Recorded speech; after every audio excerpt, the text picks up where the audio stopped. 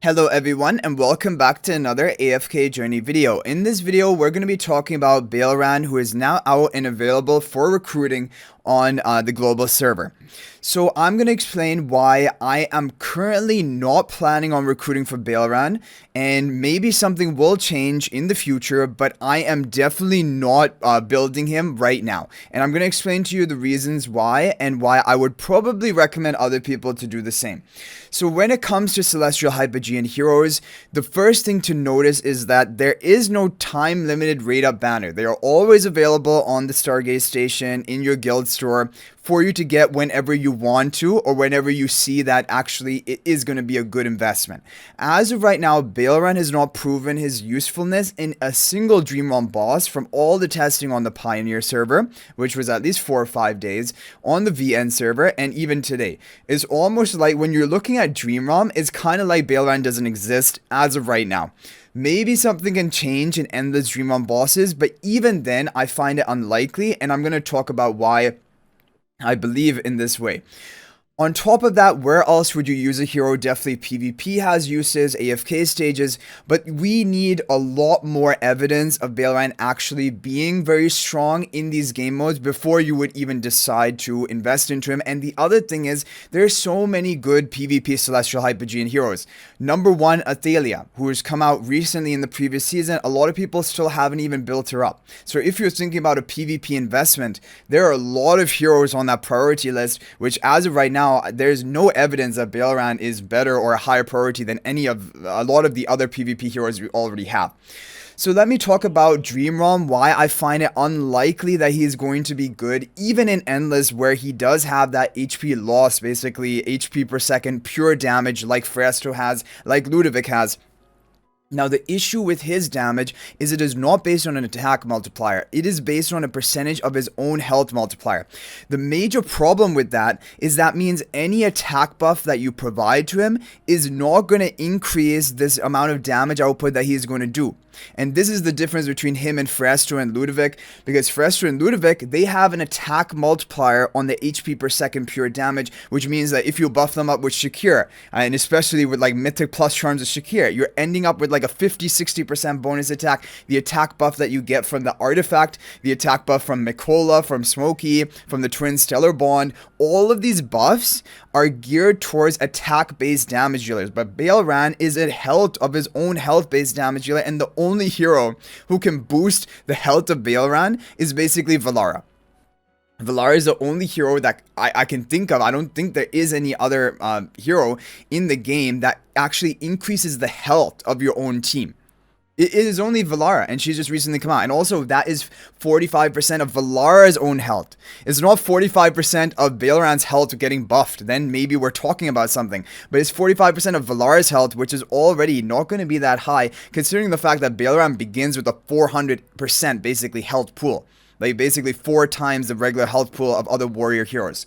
So that is the issue. He doesn't scale off of attack, and there's not any major HP buffing, and so this damage multiplier is going to be very lacking, even though it is HP per second damage. Also, 0.7% just is quite small, even after doing calculations based on his health pool, based on everything.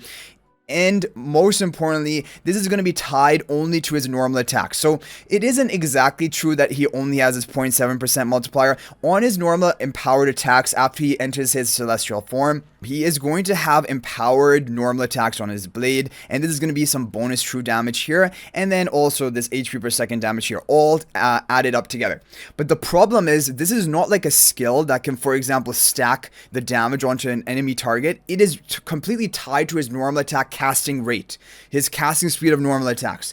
And that can only be boosted by like attack speed buffs, haste buffs, which you definitely run in Dream Realm. You run the twins for the haste buff, you run Mikola for the haste buff, and that will increase the attack speed, maybe up to like doubling his attack speed, maybe even a bit more than that.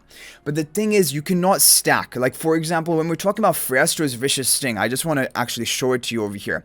The Vicious Sting ability of Fresto is going to be this damage per second, and it is going to last for 6 seconds. Now, it will have a cooldown of 11 seconds, but the thing is, when you give him enough haste, you can even half this cooldown cooldown time. You can even go further than that and make this like a 4 second cooldown skill that you can then reapply every 4 seconds and then keep dealing this damage and then double damage per second. Like, you know, you can have 2 stacks applying at the same time. And so basically there's a stackable advantage of having that cooldown reduction from the haste, whereas Baelran, the haste is only really increasing his attack speed, which will increase his damage, but like his skills do not have high damage, right? So the haste, what haste does, and I just want to explain this stat, like, because I've talked about it before, but haste is basically a combination of regular attack speed as well as reducing the cooldown of your skills. Like, if you read it here, every point of haste increases the frequency of unit's normal attack, which is exactly the same definition as attack speed, increases the frequency of the unit's normal attack, but it also reduces the cooldown, basically, and the attack animation speed by 1%. Yeah, and also increases the skill casting frequency by 1%, basically reducing the cooldown. So Baelran, he doesn't have cooldown related damage. It is all tied to his normal attack. So that some of that haste is basically wasted, right? The cooldown reduction part of the haste is wasted on him, whereas it's really valuable for heroes like Ludovic and Freyster who can keep cycling their HP per second damage. So that's the other thing. Baelran's not benefiting as much from haste as Freyster and Ludovic. He's not benefiting at all from attack buffs as Freyster and Ludovic love attack buffs. So this is the reason why I do not see him competing with them. Now, where does that leave him for PvE content is basically AFK stages, which he has proven a relative role from the testing done on the Pioneer server already. And I think for AFK stages, maybe those high deficit stages, he could be a cool option. But like, really, who pushes so hard in AFK stages? It's a very minor portion of players, and those are usually the players who have maxed out accounts anyway, so they can afford to recruit for Baelran. But for example, regular players, they're not going to need Baelran for AFK stage usage. But for Ravage Rum is one thing which I think very likely he will be good in Ravage Rum, because basically all of those damage dealers, which are just almost good enough to be used in like Dream Realm, but not quite there, those are the heroes which shine in Ravage Realm, because in Ravage Realm you're limited, right? And that's why Talene is such a monster in Ravage Realm, when really Talene is completely power crept out of Dream Realm. She cannot compete with the top damage dealers anymore, but because you're limited on options in each squad, she becomes good.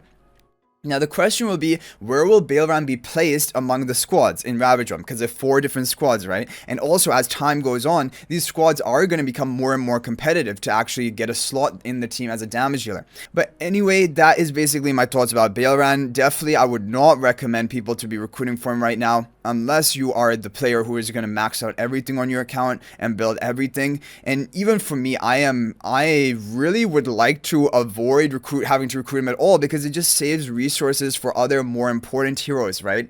And but if he does ever become useful, even in Ravage Realm, I will build him, because I always want to be able to show the best teams in my videos, just for the showcase purposes. But that's why I'm kind of hoping he won't even be meta in Ravage Realm. Then I can completely pass on him. But we'll have to wait and see about that. And really, when you're talking about PvP heroes, I just want to make just drive the point home. Athalia, Talene, Kulu even, Dunlinger, Rainier, these are all twins. These are all very, very, very strong PvP meta heroes. And so even though Baelran is cool, I really think he would be around about in the middle of all of these in terms of priority. I think Athalia is the #1 PvP hero that people should be building if they want to invest into a PvP hero.